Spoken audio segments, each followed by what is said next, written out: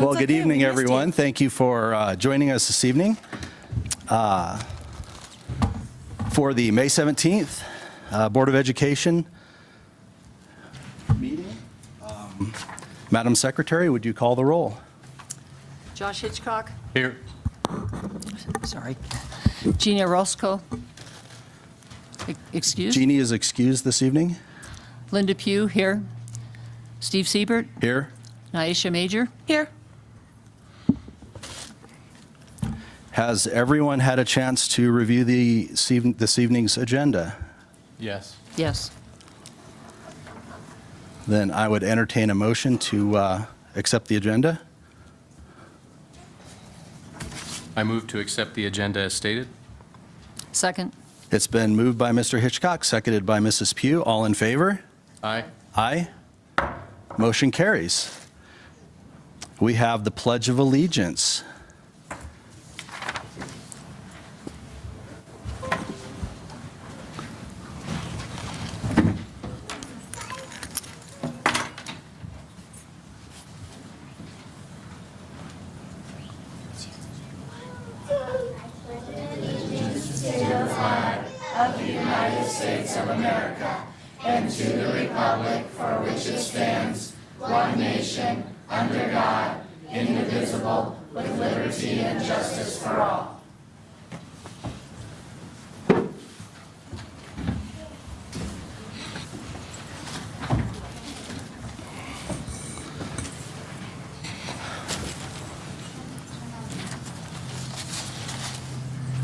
After the mission statement.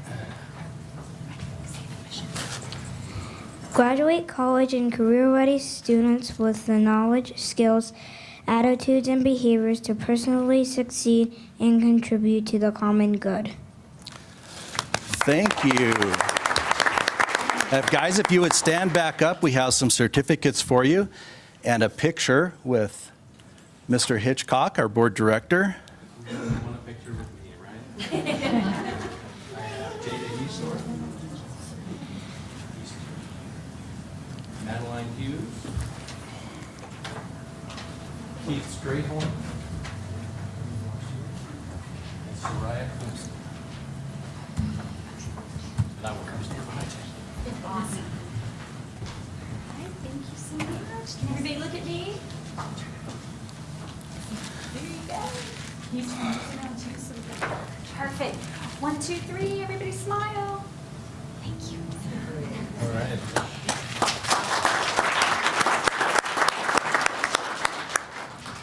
Thank you so much, guys from Otero. That's who we're showcasing tonight is Otero Elementary. So while everybody's thinking this, I'll take a quick moment. I'm not wearing a bandana because I'm cool or I'm a pirate. I'm a few hours post-op. I have skin cancer and had a surgery a few hours ago. And to have a quorum tonight, I have my bag of ice and my cool pirate bandana. So just to kind of take that out of everybody's minds. If I say something kind of funny, maybe I'm still a little foggy from anesthesia. So we'll move on tonight. Amy, We got nice your to back. see you. Well, thank you, Mr. President, Board of Education. Thank you for being dedicated and being here after that surgery this evening. It is an honor to be standing here this evening to present and showcase what's happening at Otero.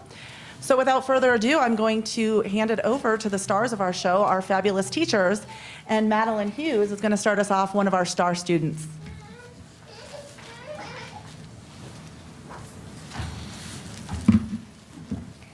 At Otero Elementary School, we are home to many military families like mine. We create a culture of respect and think diversity is wonderful. Kids get to build relationships with teachers all over the school. Our school partners with families to make sure every student learns. We celebrate growth and take pride in one another. Now please read Otero's mission and vision.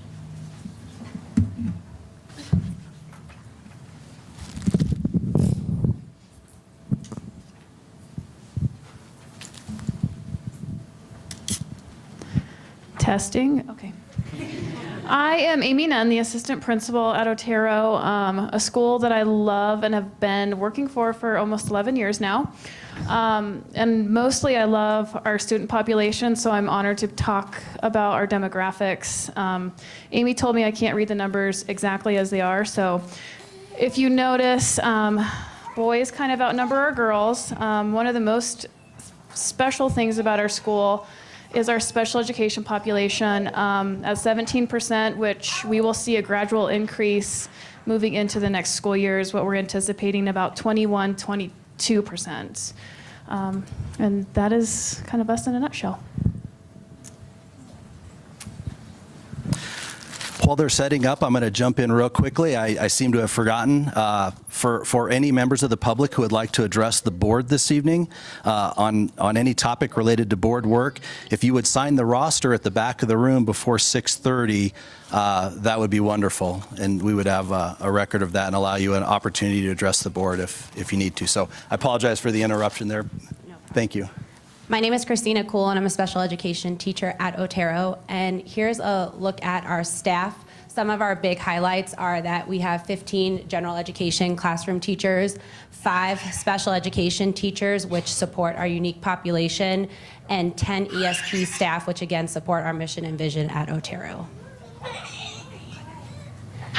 Our certified experience, so looking at our experience, about 50% of our staff is novice. The other 50% is veteran staff. However, looking at the novice staff, that definitely gives us the opportunity to grow and build our mission and vision at Otero. And then again, looking at our veteran staff, a lot of them are new to the Harrison 2 school districts. Some big highlights is we have 1 distinguished PE teacher and 2 distinguished ESP, which just earned that title this year. So that's awesome. And some unique characteristics that make Otero great. We are a center-based program with 3 autism programs. We have a large military population. We utilize American Reading Company. We are an inclusive school, and we have a full-time social worker, psychologist, and military family life counselor.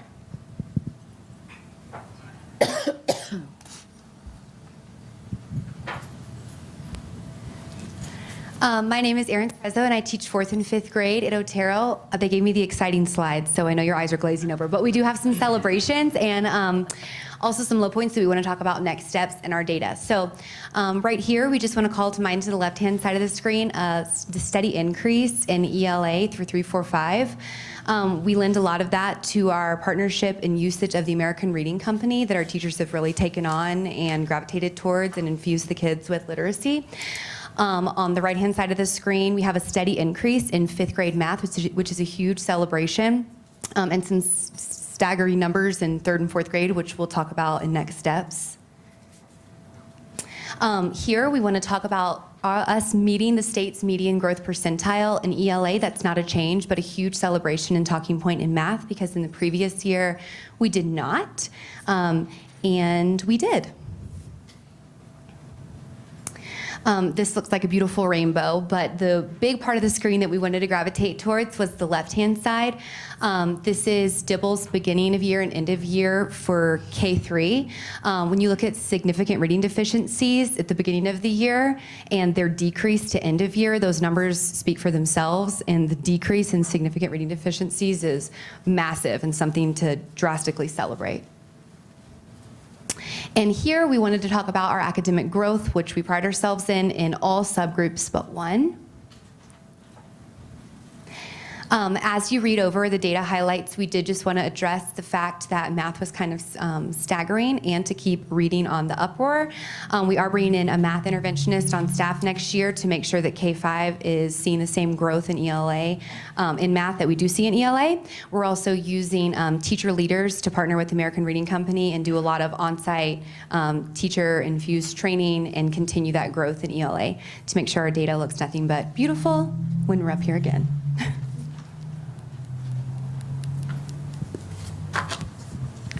So my name's Nina Matanich. I am currently a second grade, soon to be third grade teacher at Otero. So I get to chat with you about our non-negotiables. So we believe in using the acronym TEAM. This year we've put a heavy focus on the T and the E section of TEAM, really focusing on aligning our tasks to what our teachers are hoping to teach, because we know task predicts performance. And then we had a very heavy focus on gradual release, so making sure that teachers are not doing the bulk of the work. We make sure that students are in charge of that. So really focusing on switching some of that work, while at the same time making sure that we are ensuring that students have the tools they need to be successful, not just throwing something at them and hoping that they can do it. Sadly, that didn't give us the exact results that we were hoping for, so therefore we get to add the A next year, annotating to make thinking visible. We know students in testing situations and in classroom situations have to be able to deal with a complex text. So by teaching them ways to make their thinking visible, we're hoping that they're going to feel more successful when those texts are in front of them. However, none of that will be possible without management and relationships. So we are a very relationships-focused school, so we want to make sure we keep that on the forefront. We know if students don't feel safe, loved, and respected, what we do as teachers really doesn't matter.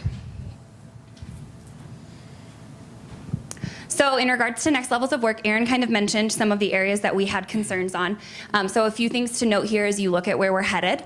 A math interventionist, as she spoke to, making sure that we are continuing our work with our American Reading Company, but taking that ownership away from just not always necessarily bringing people from the company in, but making sure our teachers feel that they are supported. We have a fabulous teacher leader that took that role on, who you'll get to hear from in a few moments.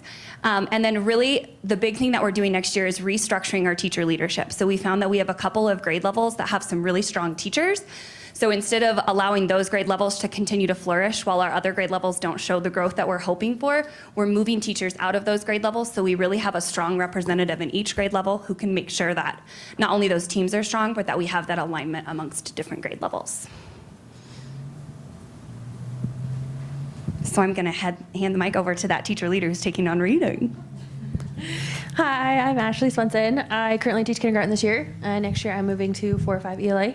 And as Ms. Matanich mentioned, I am also taking on that reading whole thing. So it's going to be awesome. I'm really excited about it. It's been great to be able to partnership with American Reading Company and learn a lot to be able to support our teachers next year.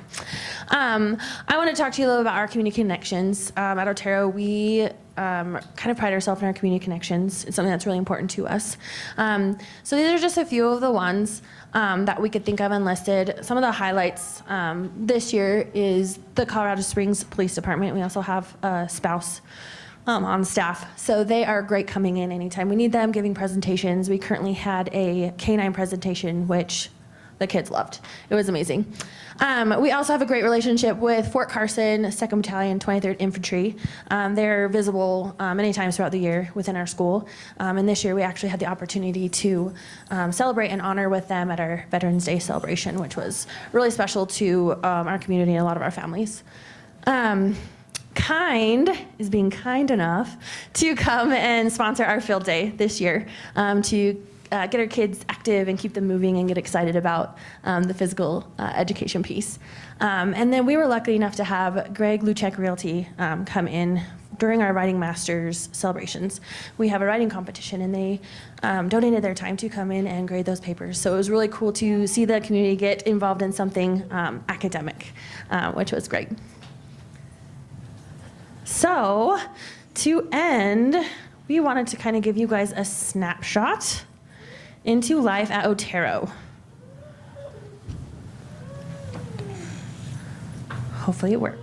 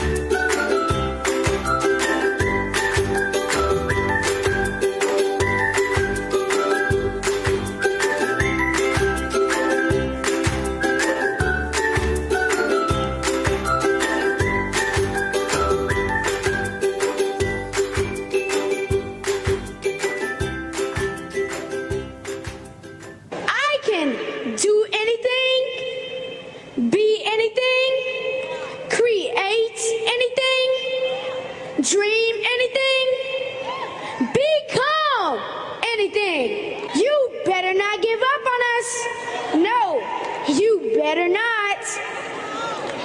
Because, as you know, in some cases, you're all we've got. When you dream, dream big, as big as the ocean blue. I dream I can be a veterinarian when I grow up. I dream that one day I will be a gym teacher and help people and kids to learn how to play games. I dream that I can be in the military. I dream to be a scientist and to be awesome. I dream to go to a different universe. I dream to be a hero. I dream that I could do anything that I put my mind to. Live a life that's got no limits. Only one thing you need. I believe I can achieve greatness. I believe I can change the world. I believe I can be a teacher when I grow up. I believe I could be a police officer. I believe that I can route the test and show all that I have learned. I believe it's not too late. Together we can change the world. I can inspire others by being an artist and a gym. I achieve by doing my best on the exam. I achieve that I can be a great middle school teacher. I can achieve to meet all my reading goals. I achieve in Pokemon Masters. I can achieve great. We made it smaller, brains are big. Never forget all the things that we did. We're working hard to make them great. We change the world, showing how it's made. Dream big, as big as the ocean blue. 'Cause when you dream, it might come true. But when you dream, dream big.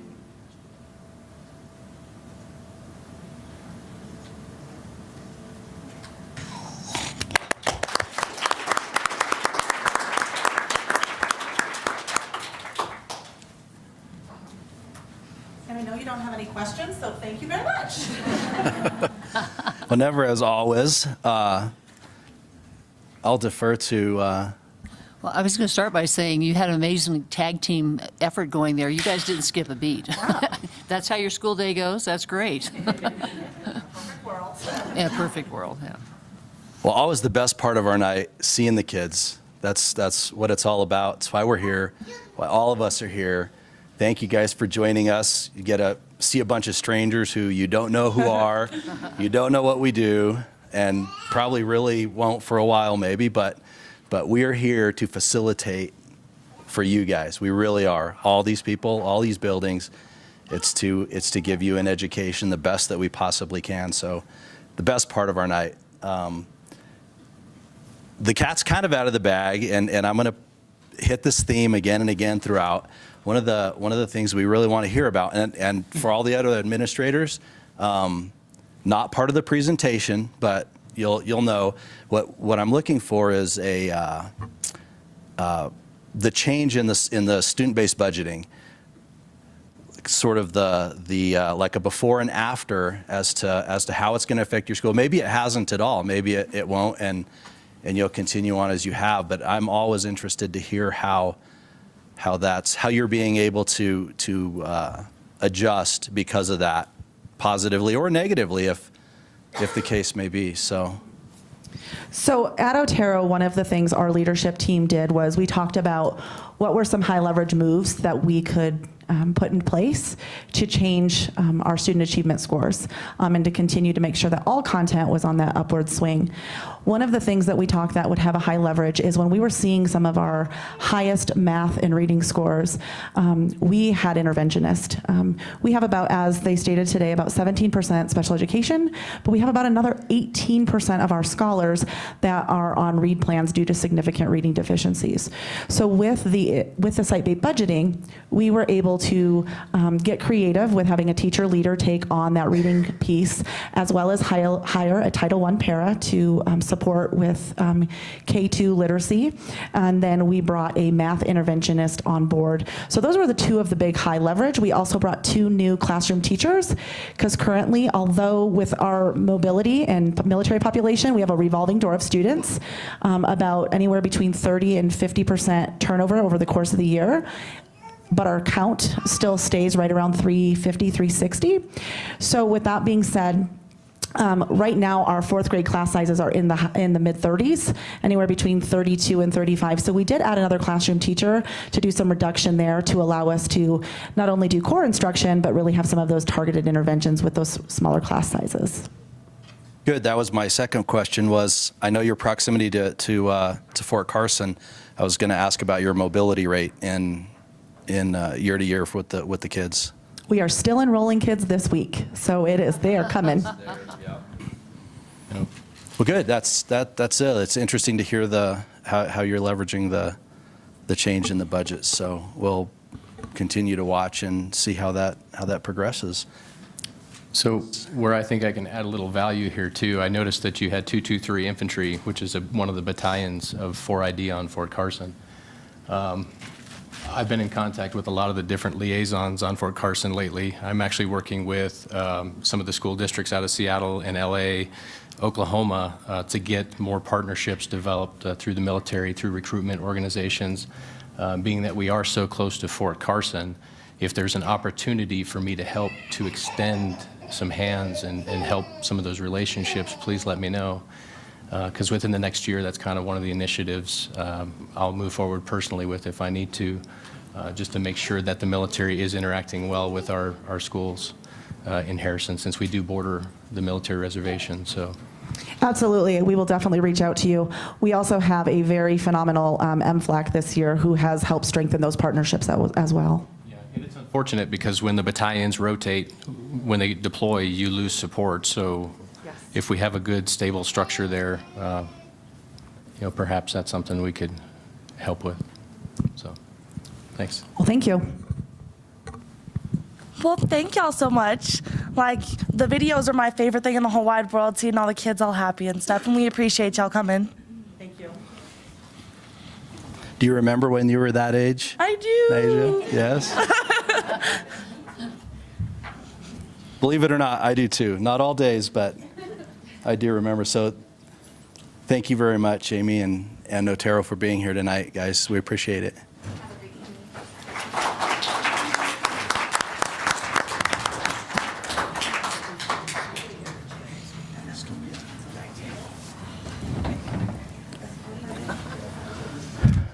Moving on to item 5 for this evening, we have the superintendent consent agenda. Item 5.1, personnel report. 5.2, financial statement. 5.3, nutrition paid lunches increase. And 5.4 is the motions. So I know that we had much discussion about these. Does anyone have any further discussion about any of the reports? No, I don't. And just the reminder that a lot of this discussion, either we've read them in advance or we had discussion at the work session previous. So, voting now, the discussion and opportunity to look at things that's happened previously. Josh, anything further? No. No? Okay. Well, with that, I would entertain a motion. I move to approve the superintendent consent agenda items as stated. I second. It's going to be a back and forth. I already see how this is going to go. Moved by Mrs. Pugh. I'm going to hold by out. Mr. Hitchcock. All in favor, say aye. Aye. Aye. All opposed? Motion carries. Item 6, board consent agenda. We have approval of the ATU presented at the work session again by the CDMT. We have item 6.2, renewal of the READ Act application, and Dr. Burhansel had presented that to us. 6.3, approval of minutes. Madam Secretary, have you had a chance to review? Are there any changes to minutes? No, I've taken a look at them, and there were a couple tweaks made prior to the meeting in the past couple days, so they should be correct now. I have no changes, Mr. Hitchcock. No change.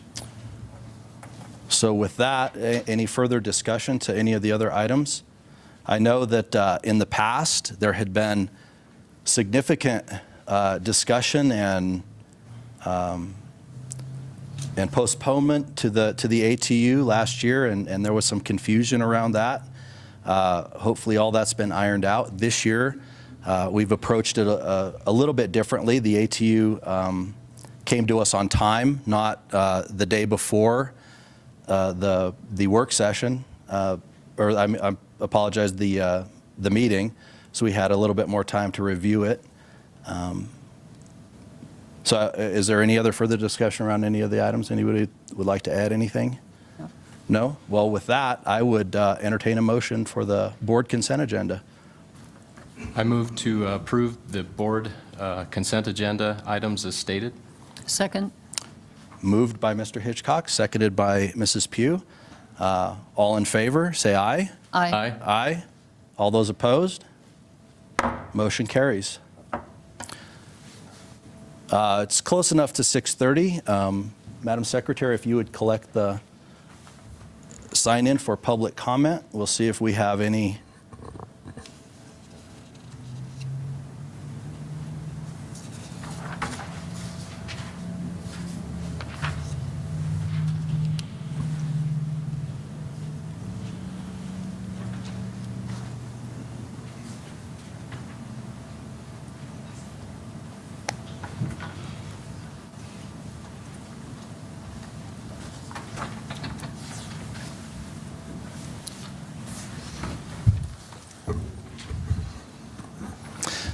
We have two members of the public who would like to address the board.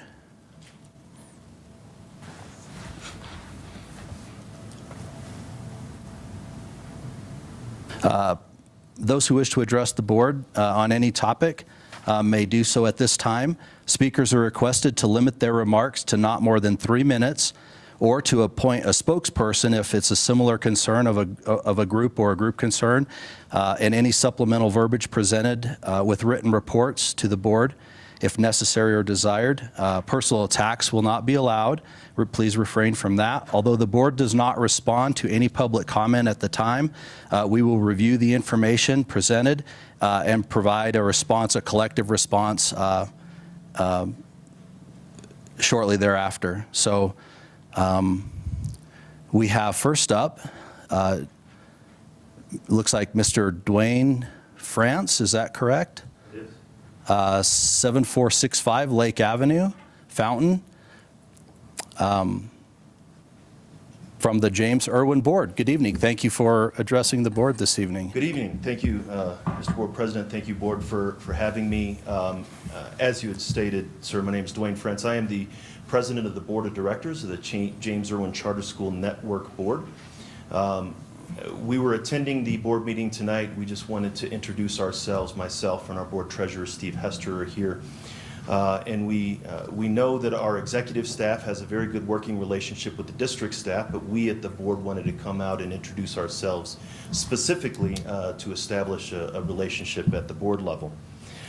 We would definitely like to invite any of the board members out to our schools to see what we're doing, especially next week on the 24th at 3 p.m.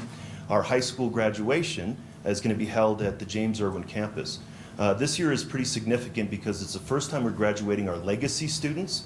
These are the legacy students that started at the James Irwin campus in kindergarten and are now graduating as seniors. So we would definitely like to invite you out to celebrate with us and show you a little bit around our school. I can stand by for questions if you have any. Very nice to meet you. Thank you. I've, over the years, met several of the board and very familiar with Mr. Hester as having sat on this board and that board over the years. So thank you for being here this evening. We look forward to building closer relationships as sometimes time goes on and people change. We have a very new board and actually a rather absent board this evening. So we'll look forward to moving forward with James Irwin. Certainly, we appreciate I'll leave my contact information. We appreciate the area of education that our charter schools fulfill. So thank you. Good, thank you. 24th is our graduation. Just a piece of information, that's the same day as Harrison and Sierra's graduation. We understand that there are competing, however, we would still entertain an invitation, and it's wide open. If it doesn't work that day, any other day would work as well. Well, Thank you. Thank you. We have Miss Cleester Marchman, 3355 Capstan Way. Good evening, Miss Marchman. It's nice to see you. Thank you for Good evening to the seeing us board, tonight. President of the board and board members. I'm here this evening representing the African American Youth Leadership Conference Win Marchman Scholarship. And traditionally every year I get an opportunity to come and say thank you for all of the support that Harrison School District 2 has provided for the conference and the scholarship for the last 26 years. Harrison District 2 was one of the main sponsors from the very beginning. The board approved it over the 26 years ago.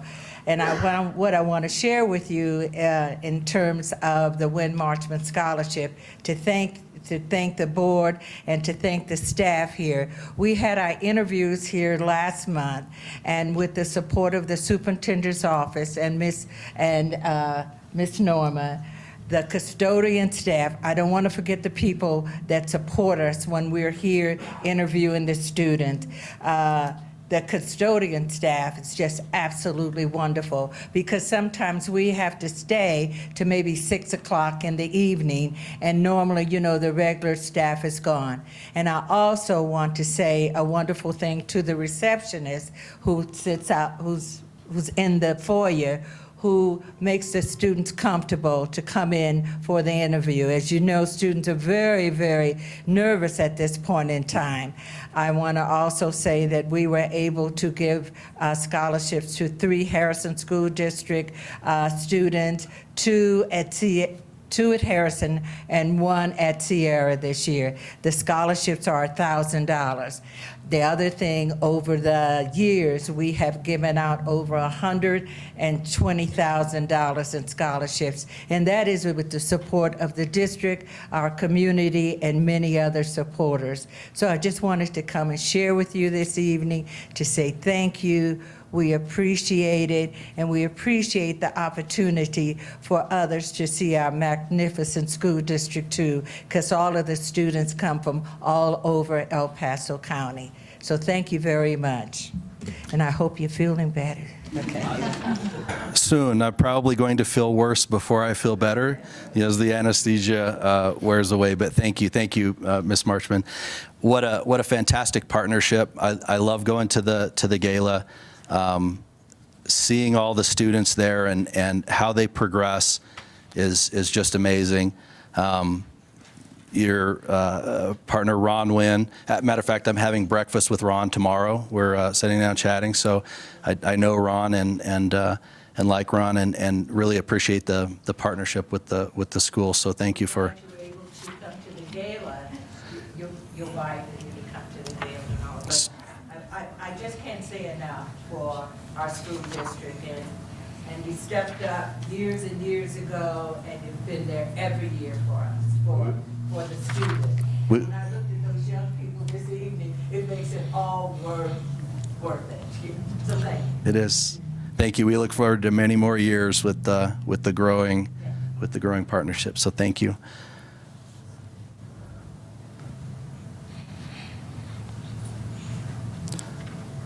I have to catch my place. I'm a little slow this evening, so thank you for bearing with me. Well, I'm usually always a little slow. Tonight I'm a lot slow, so.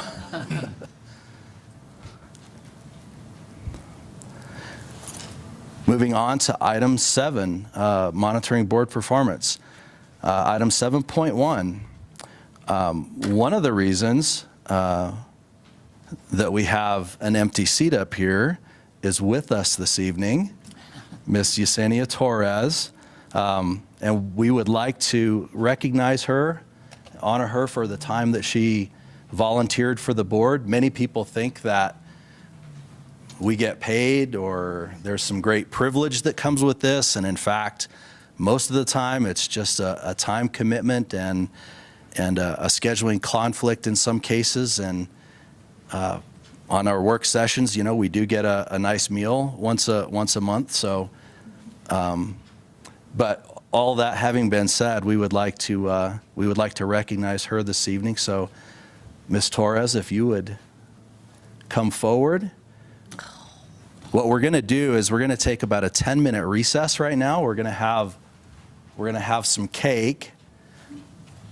I learned a lot. There was a short time that we were together. Yesenia wasn't on the board for a tremendous amount of time. Victor, I see back there, is he term limited out at 8 years, and Yesenia didn't quite make it. But congratulations, you two, for a new home. I'm so happy for you to be able to move and to have a new place to live. That's really exciting, to have a new home. So as much as we miss you on the board, no longer being able to serve, having a new house, you know, that's can't hardly blame you. So we'll take a 10-minute recess and we'll have some cake. Before we start cutting the cake, though, we have Linda. Would you like to? And you're finally out of that neck brace. Yes. Feel free. We'd like you to have a couple of things. I'm going to sit here because I just really don't feel all that well. So, yes, you've been through a lot. So, Nursing needs to tell you put the ice back on your head. yeah, the blood has stopped dripping down the back of my head almost at this point. So I think we're. Yesenia, would you like to say anything? You have a mic, please. I did not sign in. The only thing I wanted to say, and I keep it short and simple type of person, but I appreciated the opportunity to serve the citizens and the youngest, littlest citizen scholars here in Harrison School District 2. It was a great opportunity to serve with you all. I'm so sorry I didn't get to serve right there on your side. I didn't get to finish my time out, but I know that you will do very well. I have full trust and support in you and how you guys will continue to move the district on. So I wish the district the best, and as I continue to heal, I too aspire to use my leftover time to become a Pokemon master. So, just saying. 10 out of 10. Thank you. Yes.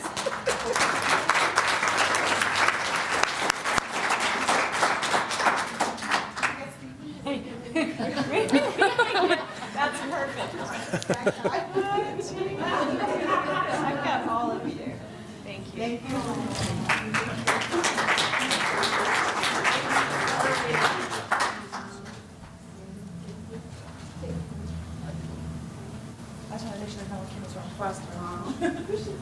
Except for the board. They can't tell time. Woody? I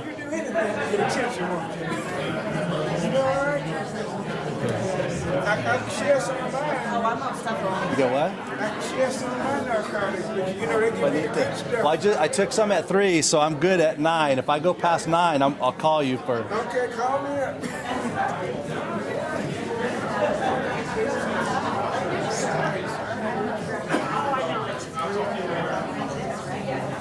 Okay.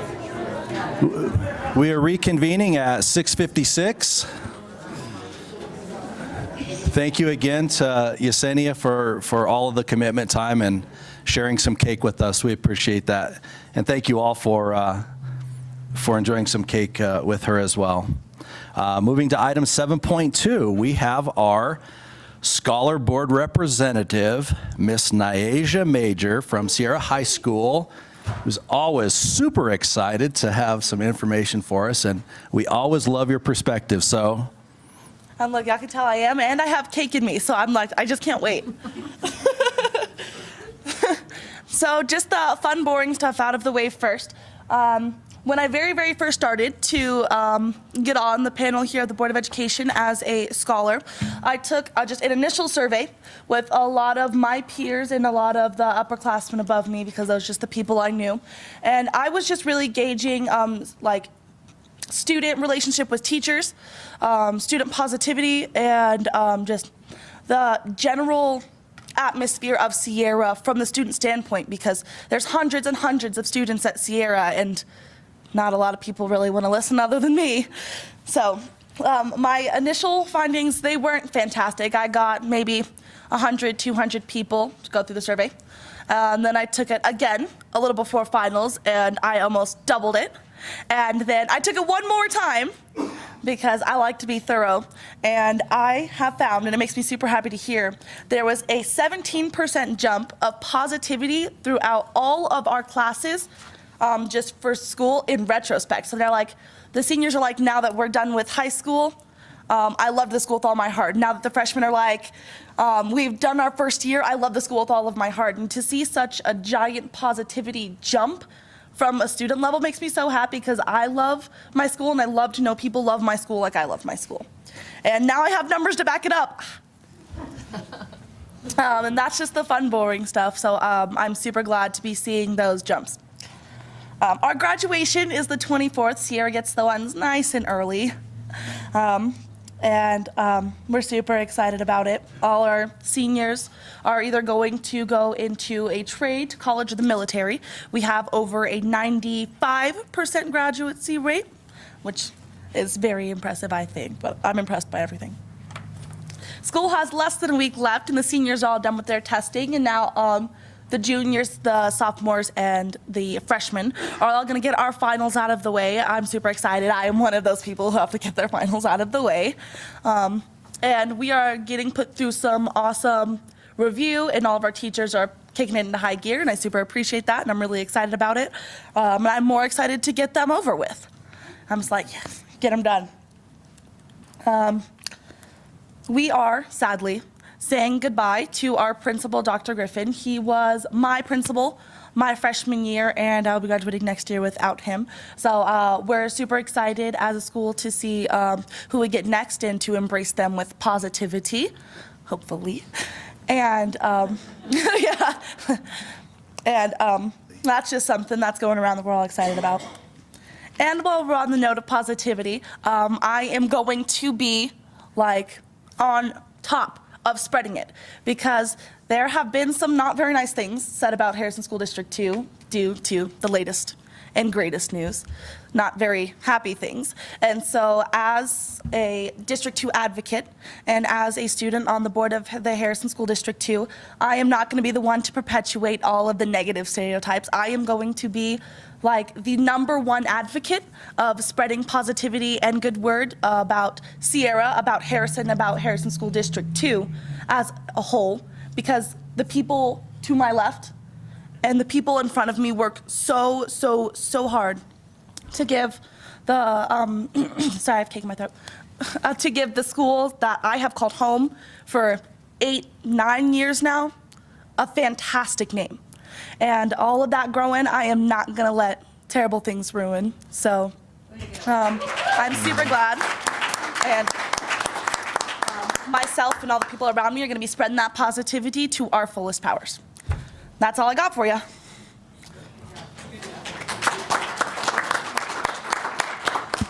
Can I pile on there?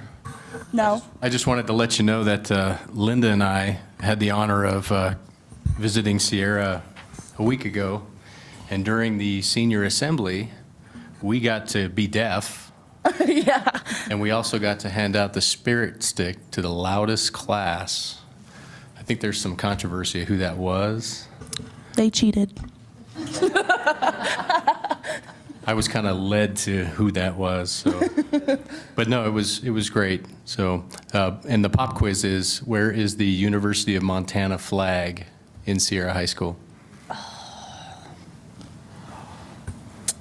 Can I phone a friend?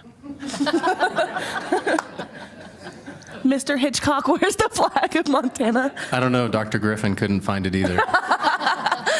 I'm pretty sure it's out in the hallway. We have them like lining our like 1,000,000-foot hallway that I walk every day. So I will just make sure you get one.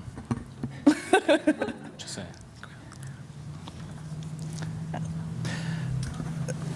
I just wanted to say how appreciative I am of having Naisha's input.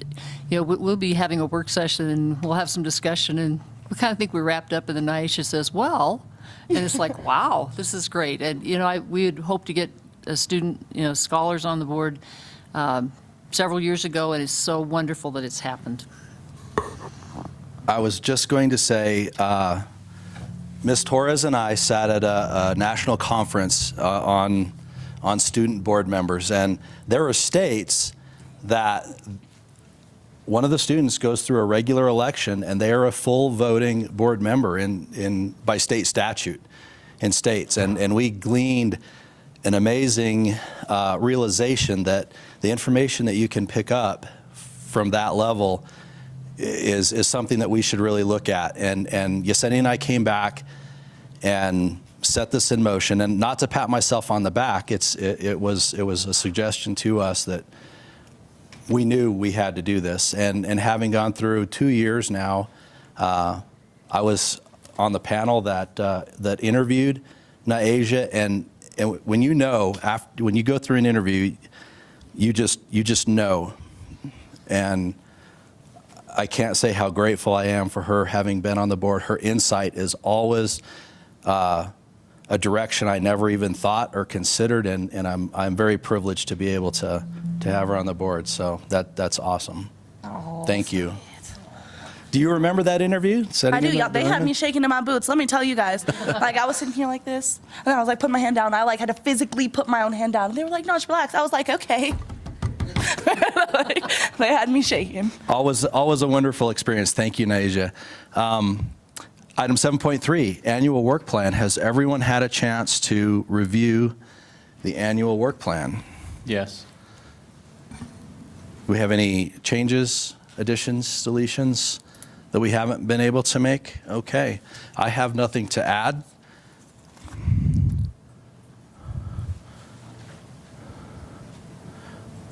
Legislative updates. Jeannie is our self-appointed legislative liaison and always has a lot to share. I, because of recent weeks, have not had a chance to even look at what's going on in the Capitol, so I have nothing to add. Does anyone have anything on legislative updates? No? Okay. Let's move to item 8, matters reserved for board action. Tonight we have item 8.1, our fiscal year proposed budget, 18-19, and we have Ms. Shelley Becker, CFO, to present this to us. We've seen this in work session and had much discussion about several of the items, so we'll thank you, Shelley. Stand over here with the microphone. I hate to stand with my Absolutely, absolutely, that's fine.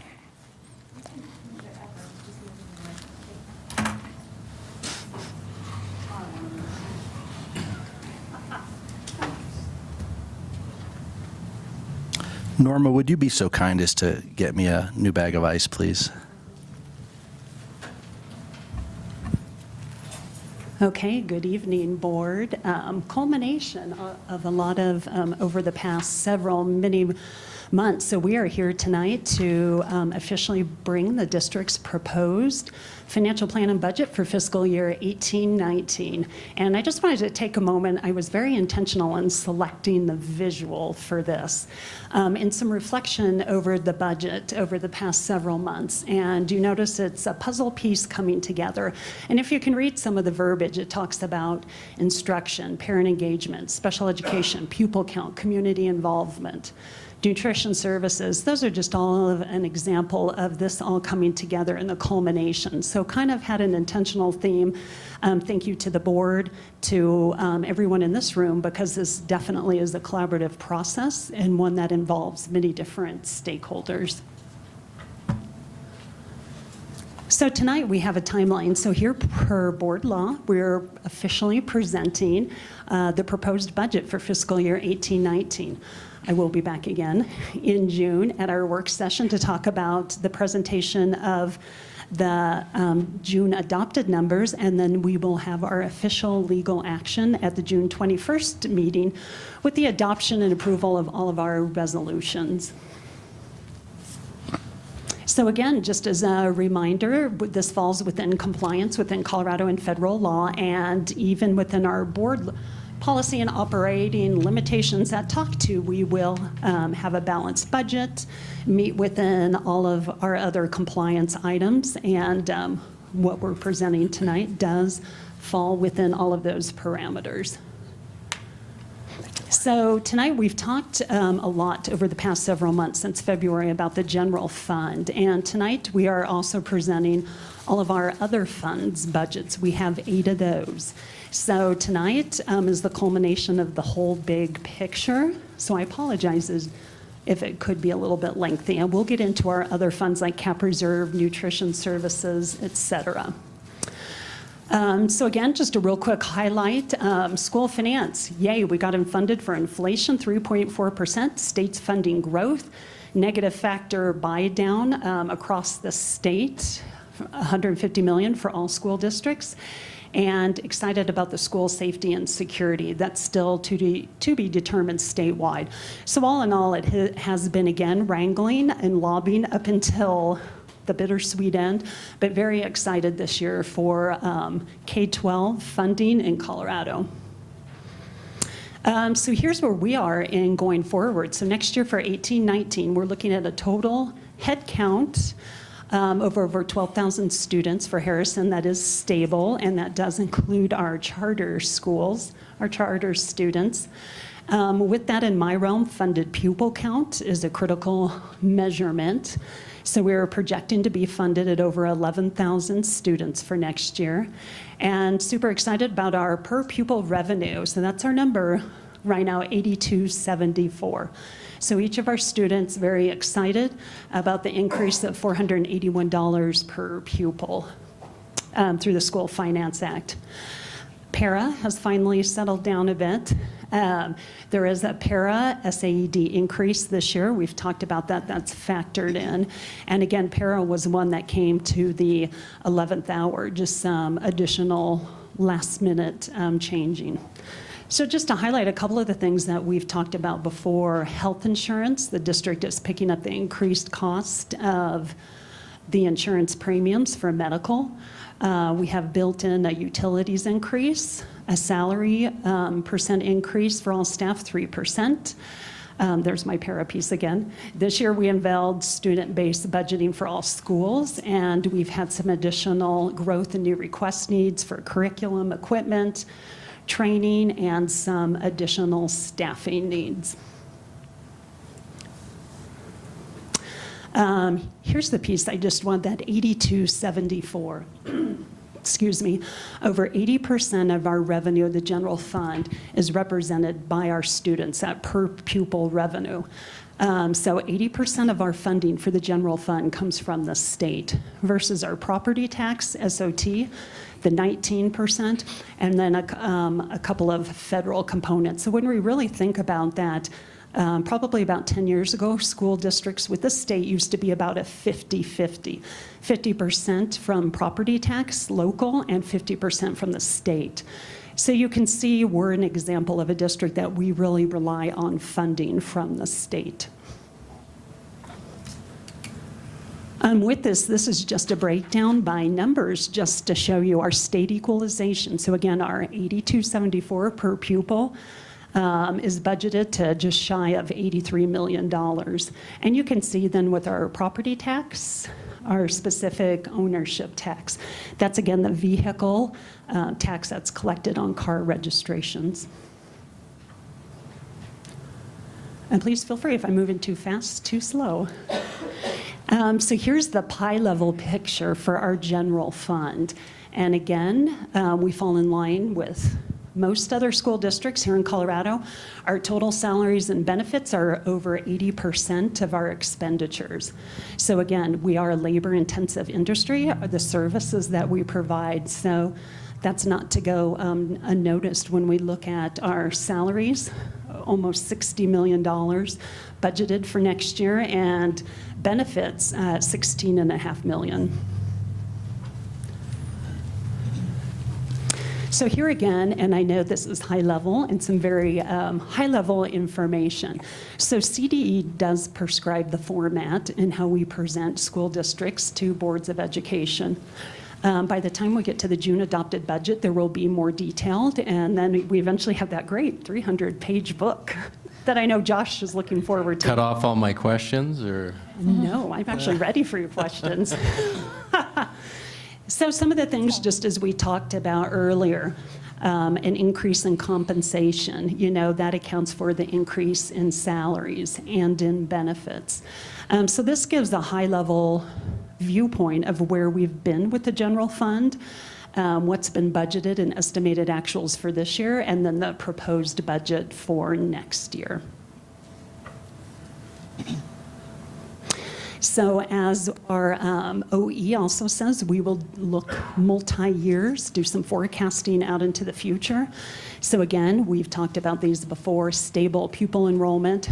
The negative factor will be held constant. It's written in at the lower amount that we received this year. So again, though, I mean, hate to say it, but anything could happen through the legislature. But what has been written in now is that it will be held constant at that lower amount. So that's a good, very good thing. And again, we always think about in future years, one-time expenditures and revenues versus recurring. So again, I know we've been looking at this, doing modeling scenarios through our multiple iterations of the budget as we've been going through this process. And again, the high-level takeaway is looking at our ending fund balance, which is the green line. And again, our board policy prescribes that we will maintain at least a 15 million fund balance, not only in the next year, but in future years.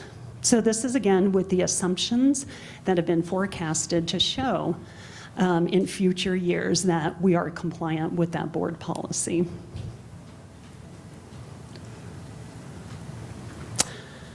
Okay, now it gets our maybe more new information. We're going to talk real briefly on our other funds. So the first one is our insurance reserve fund. And I know Steve had asked a question a couple months ago at a board meeting as we talked about, I think, hail and wind damage and loss. So we're not the only ones, I shouldn't say we. All school districts within the state of Colorado, we're really seeing a big increase in our rates and renewals. And that is, as we look here, we are going to have a 2-year adjustment in rates. And it is, Colorado is now second behind Texas in the country as a leader, if you want to say, for catastrophic wind and hail. So all of those claims that have happened over the past year or so are catching up with everybody with our renewal rates. So you will see like our property going up 25 to 30%, our automobile 15%, and employment legal 5%. So again, we use Colorado School District Self-Insurance Pool. They're an insurance pool that focuses, their market niche is only school districts, and they have probably about 160 of the 178 school districts within Colorado. So when you look at looking at some of the numbers on our property and liability, that is accounting for those increase in cost. We still feel good about CIDSIP, as they're called. They bring a lot of expertise and experience in the services they provide.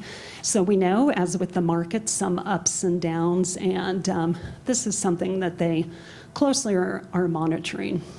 I do sit on their finance council. We meet quarterly, so it's good just to hear some information and what's happening across Colorado.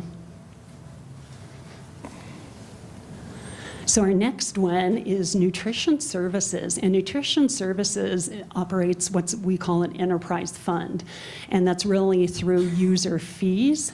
You recover or pay for your expenditures. So when reaching out to nutrition services, it's just neat to have their projections to serve when you think about putting those numbers with all of our students, for breakfast next year, over 500,000 breakfasts, lunch, after school snacks, and dinner program.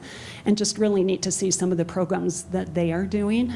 For example, their food rescue, weekly pickups from each school and delivered to local community centers to assist with program food needs.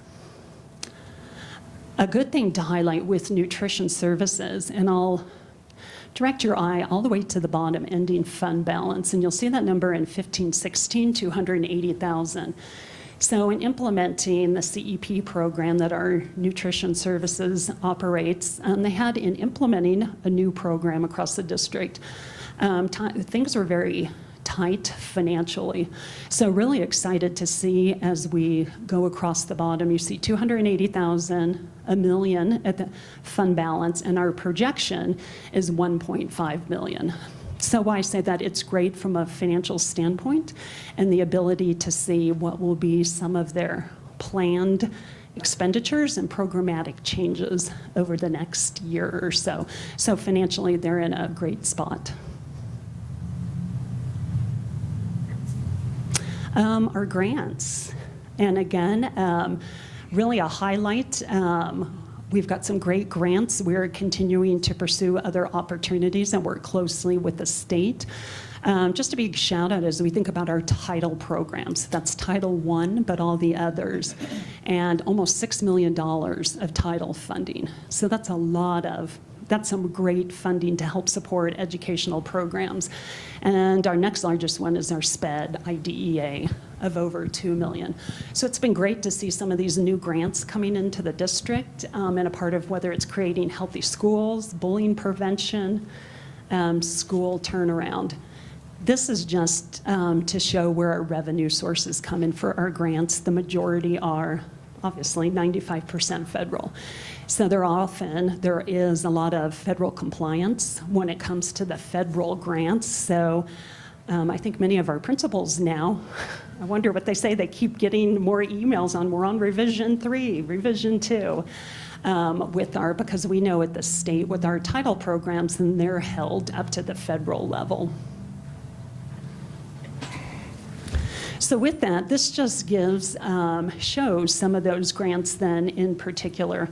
It's great to see, like at the very bottom, School Turnaround Leaders Program. That's a new grant to help with professional development and some of our leadership in schools.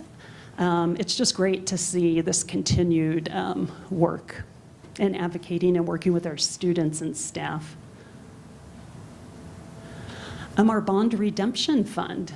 Currently, as of June 30th, our outstanding general obligation debt, $38 million.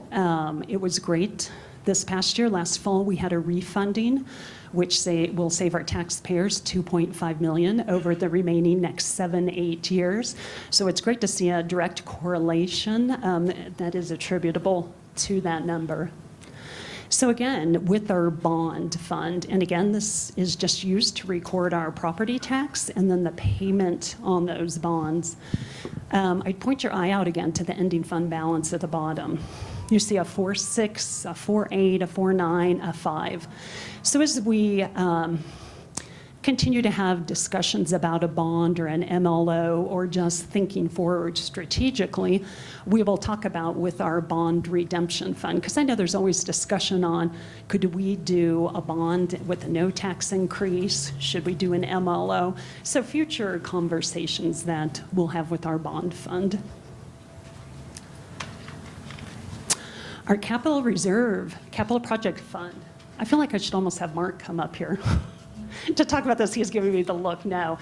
This is one as we've had internally conversations, bond, MLO, the needs of the district. And it's really tough because when you think about 3.8 million across the entire district, we have not had a bond since 2001. And you talk about facilities and things aging. So it is tough. We look at, our prioritization process, what safety, health, environment, security, et cetera. Excuse me. But this year with some of the major projects, we are purchasing 5 buses and then the maintenance and upkeep throughout the district. So again, it's the district, this fund is funded from a transfer from the general fund. And as you can see, transfer from general fund, you can see over the past several years, that's been holding steady at 2.3 million. Our chief operations officer is a great advocate to say, it's getting tougher to do more with less. So that's something as we look into future years, do we need to increase that transfer to the general fund? It's all these competing needs and priorities. So our land acquisition fund, this was set up at a point in time for any new growth that the city or external entities would provide to the district for any new growth. And I find it great that there has been a little bit over the past couple of years. So you can see in 16-17, we received about $60,000. This year, we're estimated at about $58,000. So it's just really neat to see. And again, this is earmarked then for specific capital projects or plans in regards to our facilities. Our health insurance one, we have had, I think the board's been hearing about the health insurance since March, so no need unless there are any questions. But we're at a good point in continuing on with that, and as we look to 18-19, still financially stable, and that's something that's really critical for this fund because we are partially self-insured. We are taking another level of analytics, this beginning with 18-19 with all of our other 8 funds, and we are doing 3-year projections. So that is something new to the district. It's not required under our board policy or district policy. That only says general fund. So we're excited for all of our other funds. I think it's really critical to see where do we project, how may health insurance fund be in 3 years? We're looking at that with the capital projects, with nutrition services. So having a more strategic conversation with our other funds. The last one is our pupil activity fund. And this is where all the great fundraising activity is going out amongst our schools. So this is where the funds derived for those specific activities or receipts coming in are used for specific purposes. And again, why this is done at a high level, it just kind of shows, this is not to go unnoticed with our pupil activity fund. I know how much our schools really rely and really count. I think I heard Otero telling me about a fundraiser they had recently and others, and I know these are really critical in helping our schools to do more. So again, next steps are, after tonight, it's required by law to publish a legal notice that the budget has been submitted, a proposed budget, and is available and on file for inspection. And then we'll come back, I'll come back to you in early June, and then for adoption, June 21st. Thank you, Shelley. I appreciate the format. I know that Eileen and I and Shelley had sat down several times time ago. It really does make it much more user-friendly and readable, so I appreciate that aspect. I know the work that goes into this, all of the, from Mark and from Sherry Shoup and the work that Shelley does. There's probably nothing that glazes everyone's eyes over more than talking about numbers. From a business aspect, I love looking through budgets, and now there's a partner in crime. I know Josh loves that, so I may defer a little bit of that, the specifics to Josh for questions. Compared to years past, this is very positive. It's those conversations where there's cuts, budget cuts, and things you're decreasing in finances. Those are always very difficult conversations. Very fortunately, we haven't had to have serious conversations about cuts. Do we stop busing? And one point, we've kind of turned the financial point for the cycle of the past few years. So it's nice to be able to look at a little bit of decrease in the negative factor, the BS factor, or whatever we want, the budget stabilization. Yes, I can say that, the BS factor, budget stabilization. And I'd like so there's a little bit, at least some reprieve, at least there's focus on that. There's a lot of positive messages in the budget for salary increases. We've been extremely fortunate to not have any pink T-shirts. I would thank all the building administrators for bolstering their teams and creating a positive message where there are positive messages. There'll be a little bit more we'll discuss later tying into that. So before I go too deep into that, I'll defer to Josh and Linda or Niaja. If you guys have questions about, you guys please jump in. And Well, actually, I have just one. So because I guess I'm still learning about what all of this is, I'm hearing about all these awesome things, and then you hear about the competing needs and priorities for different facilities and things like that. And you say we decide or they decide. Who is it that decides where these funds go? Okay, so that is a great question and high level. So when you're talking like, are you talking like facilities or salaries and benefits or yes, just in general? Yes. Both. Great, because they both, yeah.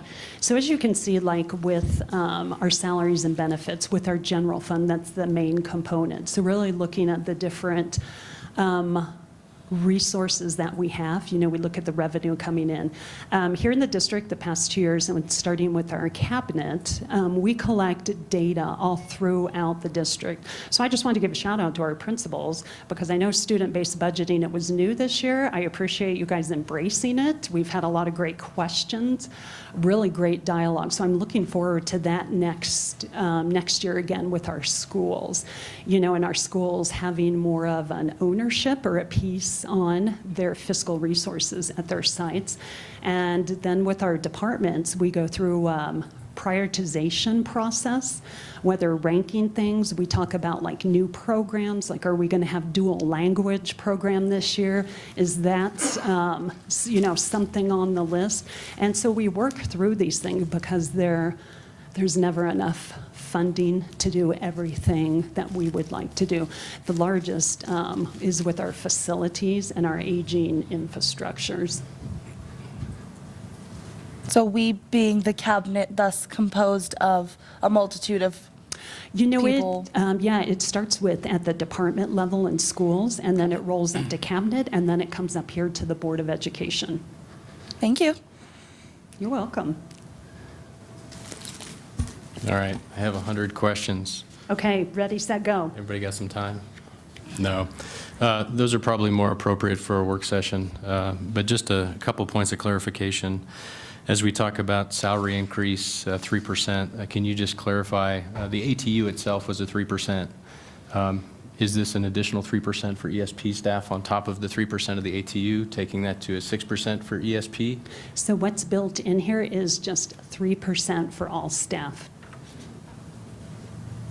So that includes what was in the ATU? Correct.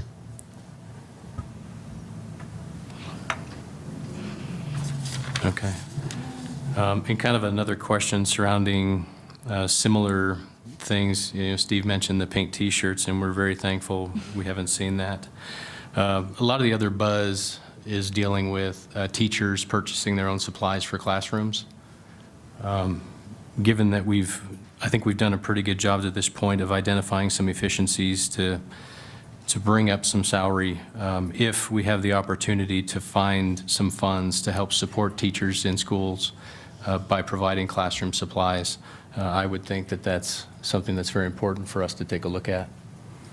So just kind of food for thought, probably more conversation will come during the work session. But it's important that as administrators, you know that we're very serious about this. We've spent a lot of time over the last few weeks talking about it. Kind of a job hazard.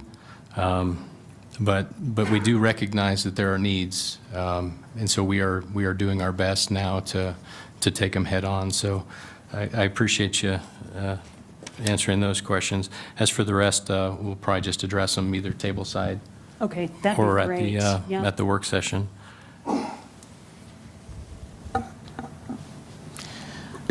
I'm excited to hear that what the budget has included is a 3% across the board. I mean, the ATU addressed the ESP.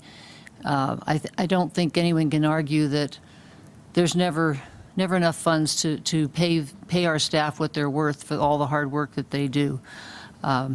So knowing that this budget has already included some kind of a pay raise, maybe not as much as they deserve, but at least a step in the right direction, I'm very pleased to see. I also want to emphasize again that when there were increases regarding para and the health insurance, the district was able to come up with the money to accommodate that cost rather than passing it on to the employee. So the employee did not get the increase. The district was able to absorb that, and that is also part of the budget. And I guess the other thing is, reminding people that with the bond buy down, we've saved taxpayers money.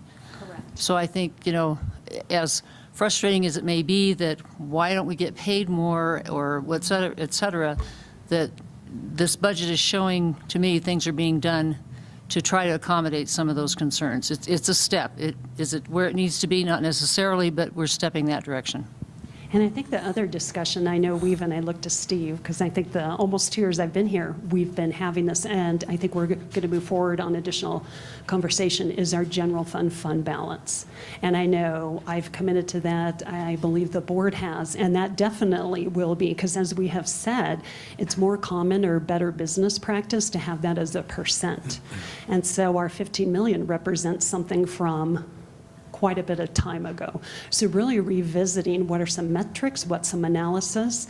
We know it's a requirement. School districts have to hold 3% for TABOR, but that's all that the state talks about. So we know we want to be prudent and fiscally responsible, but just to have future conversations to say, what does that look like? What is that analyzed here at Harrison?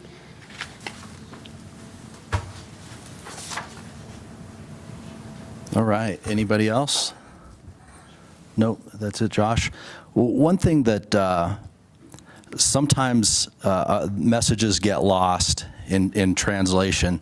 I know that we've gotten some very good feedback from the Friday emails, communications from the board, trying to give very good clarity, to remove any misconceptions that are happening, rumors, talk, direction. I've heard things that I've said that I was surprised that I heard that I said, because that conversation hadn't happened, but yet it's coming back to me that we said this, so to continue to alleviate that, we're going to continue with that Friday presentation. Some very good feedback from that. Something else that it's just struck me very recently, and Josh and I have just a few minutes ago had this conversation. Our message, and I say our as a district, from a board level, from an administrative level, to all the rest of the staff, there's a disconnect. The message isn't getting across. Very, very personal conversation about someone very close to us, didn't understand what had happened. And when we talk about, there's always a negative talk, but when there is a positive message, when there is the possibility of a salary increase, when the district does absorb cost for insurance or para, whatever those cases may be, the building administrators are highly critical in presenting that very factual, sometimes positive, maybe sometimes not positive, but at least fact-based information to the staffs. If there is an increase in E&R scale, every single staff should hear that from their building admin. That's a positive message that we've got to hammer again and again and again to them. If there's insurance coverage, there's a great benefit in the credit union, the Harrison District 2 Federal Credit Union. For new teachers, there are loans that the payments are deferred. If they're a brand new teacher, they need a car, they need reliable transportation, there are some very attractive loans there. I think we just miss some of the message. And I know that the focus for the past several years has been on academics, it's been on achievement. And I think that we've lost an element of teaching to that. And in this transition time right now, we're going to bolster a team morale, open communication, and but it's critical, and so I'm putting this out to all the building admin, that all the principals that I see here, those positive messages that we can promote. There's a few hiring changes that we've had the ability that if there's any misconception or any misunderstanding about those are very positive decisions that we could make. I know that we've already had a few successes. I've talked with a couple of building administrators where we were able to capture some staff. But this is going to be a theme from the board. As you all know, I'm a Harrison grad. My wife's a Harrison grad. My daughter's a Harrison grad. We live in the community, always have, and it just struck me. I am Harrison. That's what every staff member should buy into this. If you can't say that, you probably shouldn't be here. I am Harrison. You should be proud of it. In the community, we're going to have a team convocation. The theme is going to be I am Harrison. We're here, part of the community, whether you live here or not, you work here, have interaction with the kids, you've invested with students in the district. And I just want to make sure that every single person I ask knows specifically the decisions that we've made, that there's not a disconnect. If we have a positive message, whether it's about salary, whether it's about hiring practices, whether it's about insurance or benefits, that walk into a brand new classroom. Hey, did you know that we had? I want them to be able to say, well, yeah, I do. I heard that at New Staff Institute. Oh, I heard that at our team building meeting. Oh, I heard that. And to be able to take advantage of those things, we have to have this team community mentality. I am Harrison. So in all the buildings, all your team, a theme, I am Harrison. I am Harrison. So after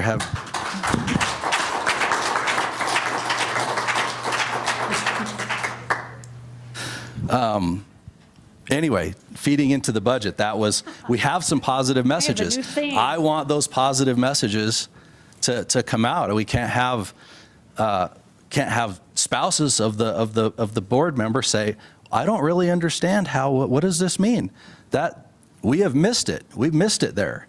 Somehow we missed it, and I don't want to miss it anymore. So. Yeah. So, and if I can piggyback off of that, and I don't mean to hijack your briefing, but I'm kind of going to. So we understand that every decision we make, there's a cause and effect for everything. So understand when we do make these decisions, they're not just scratch the surface decisions. What I do for the Army is I develop strategy for training. So part of this is to go back to the fundamentals and to make sure that the foundation that we've built to support these decisions is strong, and to make sure we can project out your growth, and to make sure infrastructure that's in place is going to support us. So we do go back to that level, and we are, just to kind of help support, what we're doing. So the message is deeper than that. We're not just scratching the surface. We're kind of relooking the entire process to see where we need to focus, and how we can help to build this out to keep Harrison here for a very, very, very long time. So, thank you. All right, Shelley, do you have anything to follow up with the I'd just like budget? to give a shout out to something that just clicked for me. We're really excited. We have our field education representative from Para coming here tomorrow for half a day, and then on Monday for half a day. And it's the first time Para has been welcomed here to come speak with our employees. So I'm really excited about it. And for all of our staff, come here. There'll be a presentation. There will be one-on-one individual time. They'll be right here in the boardroom. And Para wants to get their message out, but to help our staff understand the great benefit and what Para means for you. So that's just another shout out. We value our employees, and with the Bennett piece, and what else can we do? So thank you. Thank you. Look forward. It's been another great budget building season, and more to come. So thank you. Thank you, Shelley. Is there anything else anybody would like to add with the budget? Anything other business to discuss. With that, we are going to recess into executive session for personnel discussion.